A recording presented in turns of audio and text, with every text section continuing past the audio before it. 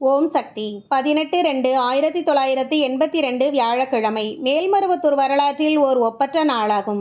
அன்று மாலை 5 மணியளவில் உலக வார வழிபாட்டு மன்ற தலைவரும் மற்றும் சிலரும் அருள் திரு பங்காரு அம்மா அவர்களை தங்களுடைய ஊராகிய சூனாம்பேட்டிற்கு அழைத்துச் சென்றனர்.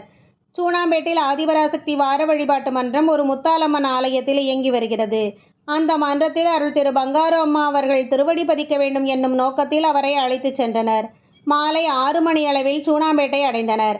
நேராக தம் வீட்டிற்கு அழைத்துச் சென்று சிற்றுண்டு முடித்துக்கொண்டு மன்றத்திற்கு வரலாம் என்பது தலைவரது திட்டம்.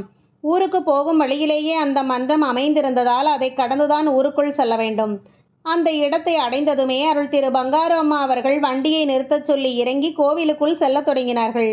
மன்ற உறுப்பினர் பலரும் பொதுமக்களும் பின்தொடர்ந்து உள்ளே சென்றனர். ஏறத்தாழ 40 பேருக்கும் மேல் அன்று உள்ளே இருந்தனர். கோவில் கிழக்கு பார்த்த சந்நிதி. இவர்கள் சென்ற நேரம் மாலை நேரம். அன்று மின்சாரம் தடைப்பட்டிருந்ததால் உள்ளே இருள் கவிழ்ந்து கிடந்தது. போய் ஒரு விளக்கை ஏற்றி கொண்டு வா என்று தொண்டர் ஒருவர் ஆணையிட்டார். அந்த தொண்டர் விளக்கை எடுத்து வருவதற்குள் அந்த கருவறையில் ஓர் அற்புதம் நிகழத் தொடங்கியது.